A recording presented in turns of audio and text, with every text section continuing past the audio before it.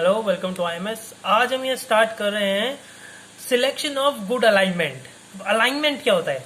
Alignment, मान लो कि भाई अपने पास ए पॉइंट से लेके बी पॉइंट तक अपने को ट्रेन खींचनी है, तो अपना सबसे बेस्ट तरीका क्या होगा कि अपन एक सीधी ट्रैक खींच दें। कि भाई अपने उसमें जितना शॉर्टकट होता है ना, रेलवे के अंदर जितना शॉर्टकट होता है उतना ज्यादा इकोनॉमिकल होता है और बेस्ट होता है वो, है ना। लेकिन इसका मतलब ये नहीं कि भाई अपन कुछ भी कंसिडर नहीं कर सकते इधर, अपन सीधा तो खींच नहीं सकते, है ना। तो आप ऐसा होता है कि भाई इसका मतलब ये मैं कहना क्या चाहता हूँ कि भाई अपनी कोई एक रोड जा रही है, मतलब सॉरी रोड क्या, अपनी कोई एक ट्रेन जा रही है, ट्रेन की अपनी रेलवे कोई दो बीच है, यहाँ पे ए और ये बी पॉइंट है। अब अपन ने शॉर्टकट मान लिया, खींच दिया कि भाई ये शॉर्टकट हो रहा है, लेकिन इसका बस इसमें प्रॉब्लम्स बहुत आती है। कैसे आती है कि भाई जरूरी नहीं कि ए और बीच के अंदर कुछ भी हो सकता है।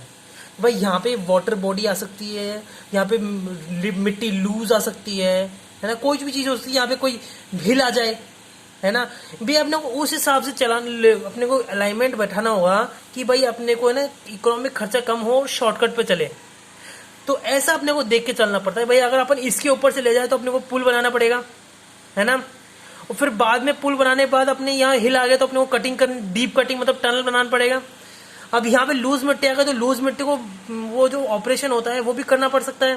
तो ये इतना ज्यादा खर्चे की बजाय थोड़ा लंबा रूट चल जाएंगे तो क्या हो जाएगा, ये खर्चा कम हो जाएगा और ये इसका खर्चा बच जाएगा। तो ये होती है कि सिलेक्शन कैसा होता है अलाइनमेंट का। तो भाई ये अलाइनमेंट कैसे, भाई अपने को या तो सीधा ले या फिर ऐसे ले, जो सस्ता होता है ना वो उस हिसाब से अपने को लेना पड़ता है, ठीक है। ये होता है अपना सिलेक्शन ऑफ गुड अलाइनमेंट। इनके कुछ फैक्टर्स होते हैं, वो फैक्टर्स पे डिपेंड करता है कि सिलेक्शन ऑफ अलाइनमेंट कैसा होता है। पहला होता है अपना गेज की चॉइस, है ना। भाई आजकल अपने लेटेस्ट पॉलिसी हिसाब से, गवर्नमेंट की लेटेस्ट पॉलिसी के हिसाब से अपन सिर्फ ब्रॉड गेज ही बनाते हैं, ताकि अपनी चीज कोई सी भी ट्रेन हो, है ना, ब्रॉड गेज की कोई सी भी ट्रेन हो इंडिया में हर जगह जा सके, इसलिए, ठीक है। नेक्स्ट पॉइंट अपना कंट्रोलिंग पॉइंट्स। अब कंट्रोलिंग पॉइंट्स का मतलब क्या होता है? भाई अपने को लोगों को अच्छा लग रहा है, इसका मतलब यही नहीं है, ठीक है। जैसे कि भाई ये ए पॉइंट है और ये बी पॉइंट है।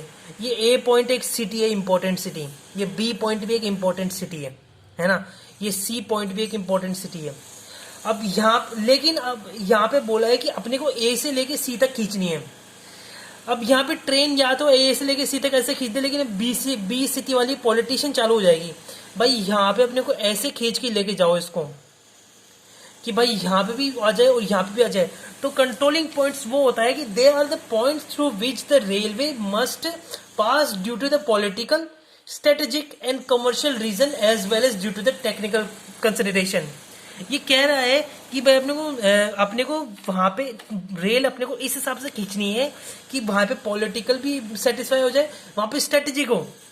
स्ट्रेटेजी का मतलब है कि भाई वहां पे मतलब अपने जो भी कॉमर्शियल मतलब कोई भी चीजों की, जैसे अपनी को रेलवे होती है वो फास्ट होती है हाईवे के मुकाबले, है ना। तो वो कहीं से भी मतलब लेके चल जाए, वो सामानों को लेके चल जाए। स्ट्रेटेजिक टाइप उस हिसाब से होती है। कमर्शियल रीजन होता है कि भाई अपने यहाँ पे ये ए पे है ना इतनी ज्यादा कमर्शियल नहीं है, लेकिन बी के ऊपर बहुत कमर्शियल का बहुत स्कोप है और बहुत सारी यहाँ पे दुकानें सब है, और सी के ऊपर नहीं है। तो अपने को यहाँ से ऐसे लेके जाना पड़ेगा कि भाई ये कमर्शियल को सबसे पहले चाहिए कि भाई ये इस हिसाब से होता है, ठीक है। और टेक कंसिडरेशन, भाई अपने को टेक्नोलॉजी भी ध्यान से रखते हैं। इंपॉर्टेंट सिटीज एंड टाउन्स, ये कंट्रोलिंग पॉइंट्स ही सेम टू सेम है। भाई मैंने जो बताया कि भाई अपने पास ये ए बी सी डी और ई है, अब ये सारे के सारे इंपॉर्टेंट है। तो अपने को ये सब एक्सपेक्ट इसको सबको कंसिडरेशन में लेके ऐसे जाना पड़ेगा, है ना। तो ये होता है इंपॉर्टेंट सिटीज एंड टाउन्स। अपना ये एक होता है major bridge site and river crossing. अब ये major bridge site river crossing का मतलब क्या है? ये ऐसा कहना चाहता है कि भी अपने को रिवर क्रॉसिंग में एक ऐसा पॉइंट देखना होगा जहां पे दो पॉइंट्स के बीच में, जैसे मैं इसको ऐसे समझाऊं कि भाई ये रिवर जा रही है ना, ये ऐसे ऐसे ऐसे रिवर जा रही है ना। रिवर हर जगह एक जैसे नहीं है, हर रिवर का चेंजेस भी होते हैं शायद। अब हमको अगर मैं यहाँ से पुल बनाऊं ब्रिज ट्रेन के लिए, तो अपने को ब्रिज लंबा हो जाएगा, खर्चा भी अच्छा खासा हो जाएगा। तो एक ऐसा पॉइंट देखना पड़ेगा भाई, अपने को ब्रिज तो मतलब रिवर तो क्रॉस करनी ही है। तो एक ऐसा पॉइंट देखो जहां पे सबसे कम जगह, सबसे कम डिस्टेंस हो, है ना। वहां पे कंडीशन भी सही हो कि भाई यहाँ पे मिट्टी कंडीशन सही है, यहाँ पे मिट्टी कंडीशन सही है, वैसी कंडीशन देख के अपने को यहाँ पे पुल बनाना पड़ेगा कि भाई यहाँ पे खर्चा भी कम लगे और काम भी हो जाए। तो ये होती है यहाँ पे major bridge and sides and river crossing का होता है। पांचवा होता है अपना एक्सेस में pass and soldier hills and terrains.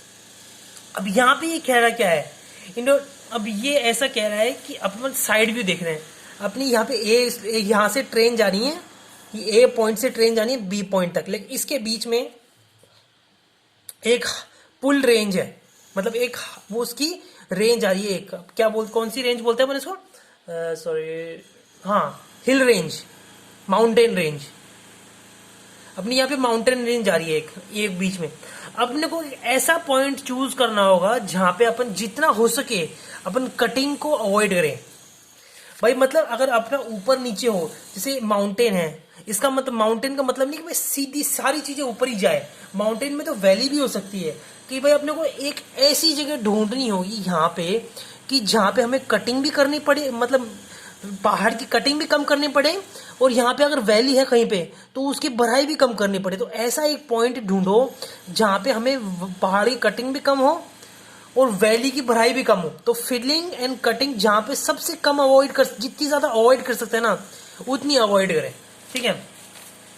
Side for tunnel, वही चीज मैंने बताई, यहाँ पे एक ऐसी जगह देखनी है टनल के लिए, भाई अपने पहाड़ों के अंदर टनल बनता है तो ऐसी जगह टनल देखो जहाँ पे ना जितना कम एरिया में हो सके, कि भाई कटाई जितनी कम होती है ना फास्ट वर्क होता है, क्योंकि टनल बनाने में बहुत टाइम लगता है, कोई छोटा काम नहीं होता, बहुत टाइम लगता है टनल बनने में, है ना।